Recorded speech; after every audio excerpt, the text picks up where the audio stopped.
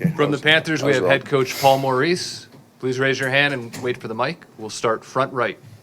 Paul, first, I guess just any update on Matthew No. and some of the other guys who are not out there? The update will be tomorrow. Yeah, we've at an optional point for the last 2 months in terms of skating off day and skating morning, but you'll get all that big information tomorrow night. Obviously, depending on who's available and just in this situation. You're going to ask it anyway, right? So this is where the side door is open. Kind of. Is that what we're thinking? Okay. The idea, everyone says guys got to step up, right?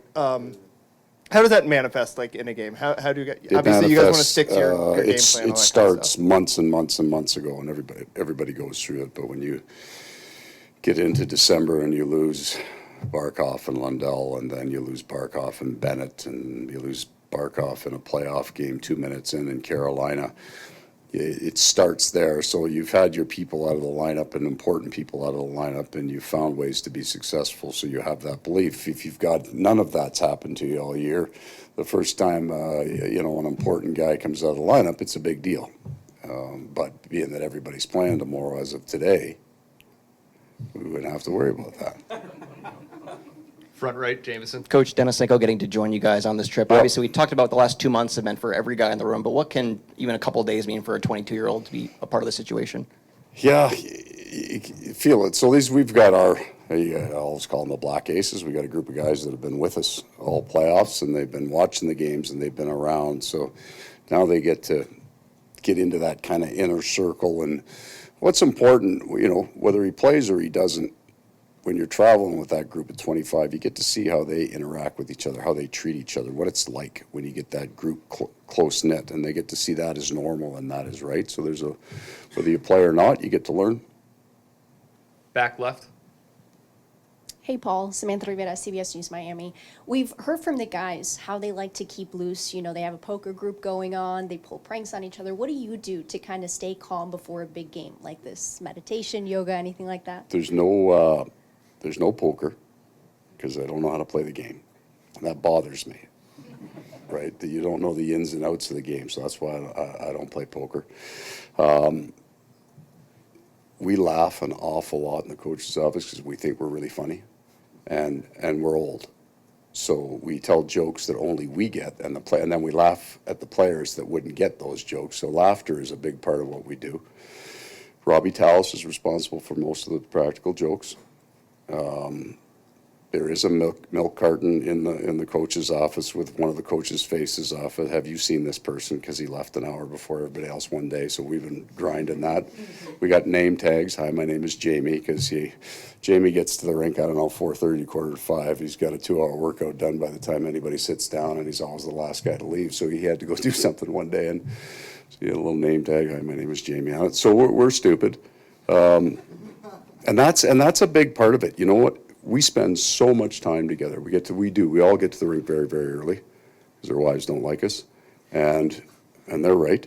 And then we stay long hours. So we spend there's 8 of us in the same room. So when I got the job in Florida, they had this kind of catacomb coach's office. Everybody had their own office in the main room. So we pulled all the walls down. There's one office in mine, but it's right to the main office, and it's right. Because if it's funny, I can't sit in my office, right? I got to come out. We sit at a big table. We spend all this time together. So I think maybe by the time you get into coaching long enough, I'm trying to answer your question. Meditation, we all have our own ways of doing that, I guess. It truly is the joy of being around each other. That's what we find relaxing. So we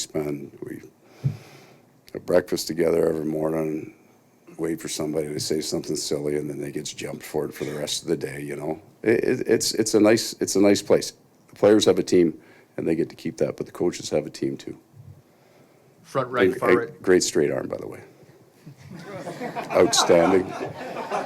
Thinking you got a future as a penalty killer. François Gagnon from RDS. You're a great communicator, at least with us, probably with the players too, and communication is important. But at 3-1 lead on the other side, or 1-3 recul, as we see in French on your side, is there still something to say for either you or Bruce, or at this time, it's just, let's go? There's still work to be done. The smallest part is the X's and O's and adjustments. So there are some things that we want to see slightly different in our game, and that idea has to be communicated. But the mindset of your group, and I've said before, that room is theirs. They run that room. But prepping that mindset, you get to know them a little bit. What you say to them, in my opinion, is very important. It's what we do for a living. We just public speak, right? You get a group of guys. You have an idea of how I want them to feel before the puck is dropped. So that's what my last 2 days are. Hang around them a little bit, get a feel for where they're at, pick my words, spread it out over the 3 times that I'm going to talk to them, make sure that I've got it staged right so that the most exciting thing or funny thing I say isn't a day and a half before the game, right? You've got to build that. But there's some very important things, and it's all about, but it's not brand new. I think that goes to your question. I'm not coming up with something they haven't heard. We'll pull from ideas and make sure that that's the, we say when you're driving to the rink, I want one thing in your head. So we work all year to define that one thing as the individual, but there's also one thing in your head as a team. When we step on the ice, there's one thing in your head. And that's kind of what the next 2 days are for me. Yesterday, not as much yesterday, post-game a little bit, not as much yesterday. We met today. We'll have 2 interactions, kind of main group interactions tomorrow. We'll take 2 more questions. Front right. Thanks. Greg Wyshynski, ESPN. Just 2 quick ones on Matthew. 1, did he travel? And then 2, you kind of left the door open the other day when we talked to you about maybe a couple days off being some improvement to whatever he's dealing with. Have you seen any? I saw it on the plane yesterday. Our last question, back right. So, Coach Maurice, user from Wiley, Finland. How do you see Anton Lundell's play game so far during this final round, and especially his improvement as a top forward, as a top center? Thank you. Well, I won't make this answer as long as it's going to sound when I start, but go back to the playoffs last year. He was a healthy scratch in the playoffs. To where he is now. Earlier in the year, we were looking for a change, and I moved him up with Barkov on the left wing, and we really liked it, Barkov and Reinhart. We really liked it. But there was still deference in his game. He was still looking for the big man. He was still playing off Barkov more than playing the game, and there was none of that in his game yesterday.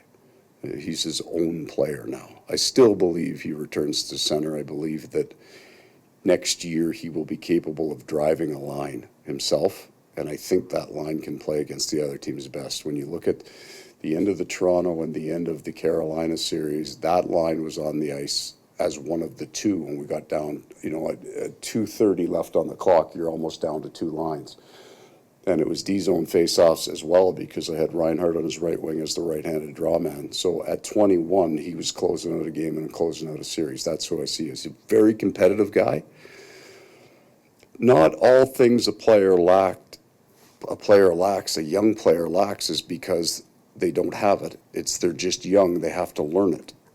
And he learned so much. He's far more physically involved in the game. He's not running around. That's not what I mean. But there are times where you have to use your body to separate pucks, and it's not just a puck game.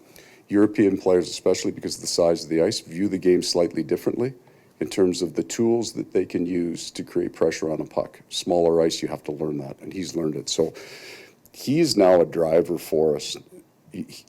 This guy, he's going to play center. He's a young man, but, he and Barkov and Bennett in the middle of our ice will be very, very strong for a lot of years. Thank you for your time, Paul. Okay, guys.